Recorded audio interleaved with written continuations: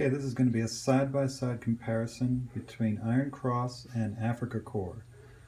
The impression that was getting and was worried about was that Afrika Korps would go the way of desert rats and Iron Cross would be the replacement, much like Armored Fist was for desert rats. So let's take a look and see what the difference is. Okay, here are the four structures. You can see that Afrika Korps is on this side, Iron Cross is on this side.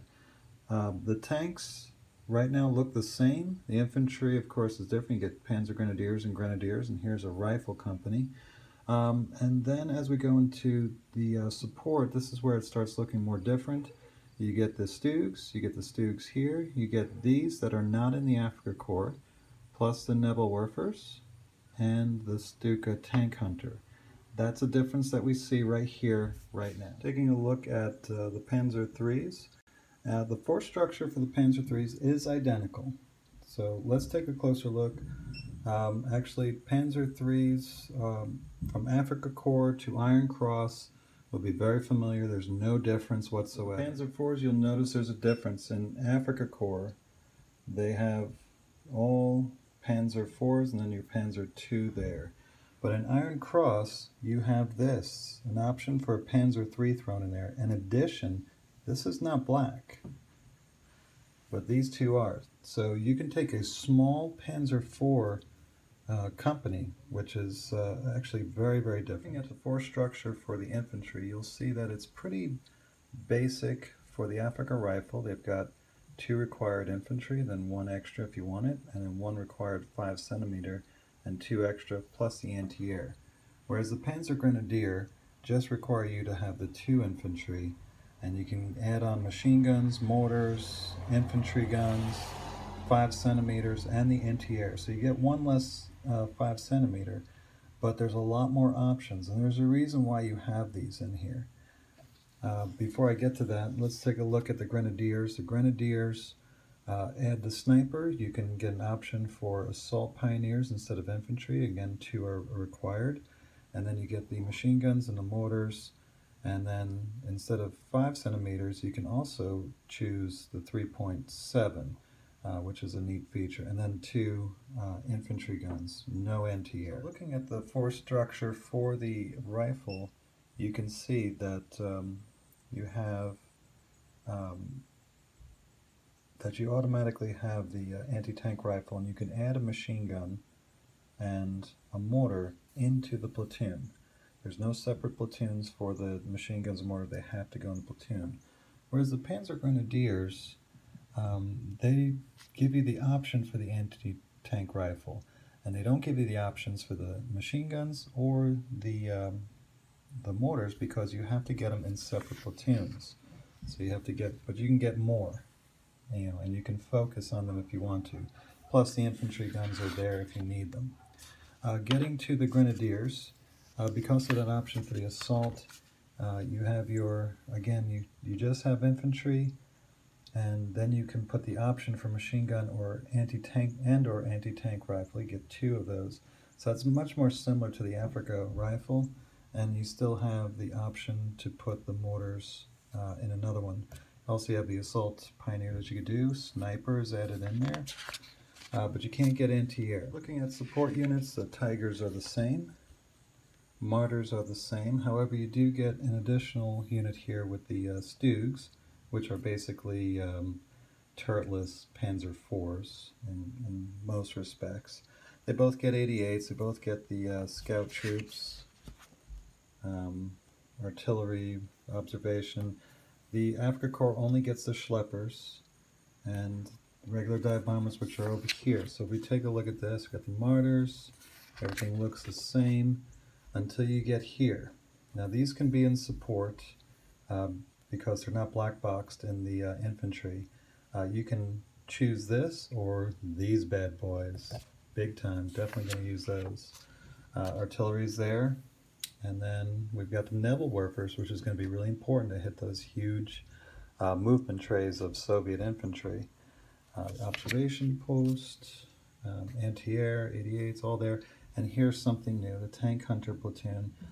I don't know how many people are going to use this. It's I would have loved to have this in the desert, But other than that, I'm not so sure about its uses, especially in city fighting.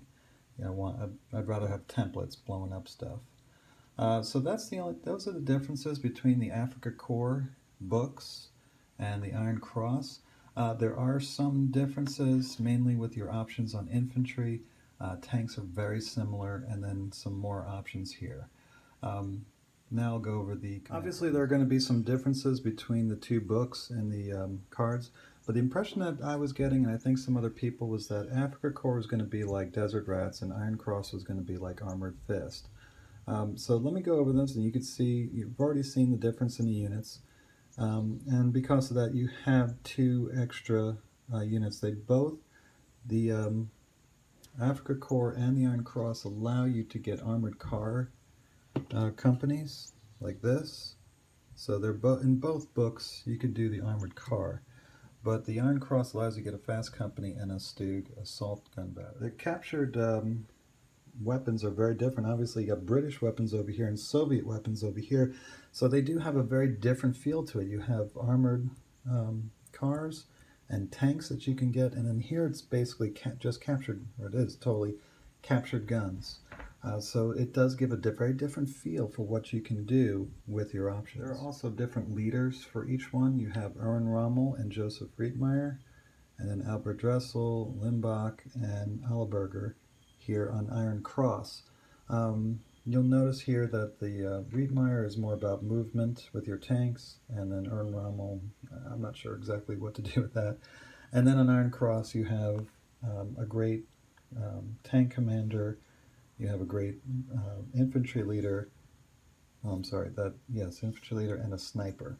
So that adds to your force. The Brandenburgers also work very different in Afrika Korps. It is focused on air support, because with the open terrain that's more important. And then on the Iron Cross side, you have reserves. They affect the reserves. They affect the range in marker, and moving the objective here for Iron Cross. Now, specialty cards, Afrika Korps dummy minefield. I did not find a dummy minefield in Iron Cross, interesting enough, but they do get the Goliath remote control bomb, which is really cool. So there's difference. So Iron Cross now starts to really separate itself from Afrika Korps. You have all these different awesome abilities to add on to your infantry. You got mountain artillery, which changes your 10.5 to 7.5. You got mountaineers, Croatian, which is awesome because that gives you a bonus to your counterattack for just 4 points.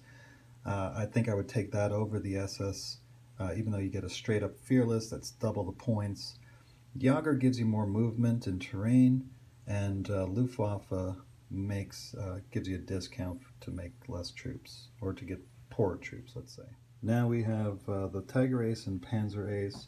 I really like these cards, especially the Panzer Ace. The Tiger Ace, you can get a roll over them, which gives you a better counterattack. So I really like that. That is not available for the Tigers. You can buy the other cards straight up, and they're usually like 4 points, except for Rapid Fire, which is 8. So I'm not sure this is cost effective to take this or to just buy it out, or if you really want to try to roll over them, you get a chance to do that. So Tiger Ace is a good one. I probably would take it with my Tiger, but it's not as big a deal as I think is Panzer Ace. Now Panzer Ace, for just 3 points, allows you the opportunity to get these cards here. Now they're not anything special. I have them down here. Again, you can buy them, and some of them are not three. Most, we got 2 4-pointers, a 3-pointer, and 2-pointer. So you're risking a little bit. However, what I think was really good, and I'm probably always going to take my Panzer Ace with my Panzers. I like playing Panzers because the ones that you can get, it's good for Panzer III, Panzer IV, no matter what it says here on the bottom. And what I noticed about these cards down here is that they're the opposite for the tank that they're probably best for. So for instance, well, this one's bow, so we'll just forget every shot counts. So let's take a look at the other 3. Precise Gunner gives you you can re-roll your failed firepower test, and that's only good for Panzer IV. They get a 3-up firepower, and usually you don't need it, but for the Panzer IIIs, they're very valuable because they have a 4-up firepower. So this is a really good one to get on Panzer III, and to have an opportunity to get it up because this card is awesome.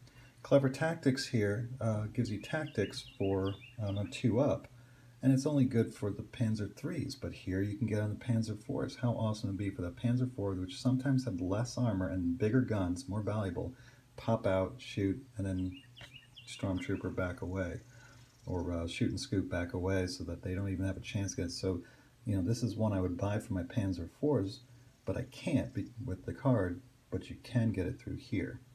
And then finally, the Elite Crew is only good for the Panzer IIIs, and this gives a rate of fire of 3 standing still. Again, how awesome would it be to put on a Panzer IV, which you cannot buy, but you can get it here. So I really like this one. It's what really does it. It definitely Iron Cross is a +1 to Afrika Korps. It's better, I think.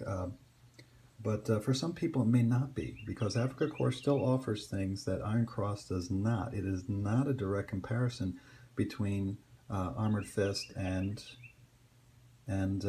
Desert Rats. So it's still a good buy, and hold on to your Afrika Korps. You still might want to use it, and it's not like Desert Rats. So I think they did a good job giving the flavor of Iron Cross. I do think it's a better book. However, Afrika Korps still has value. Don't get rid of it. Thanks for watching.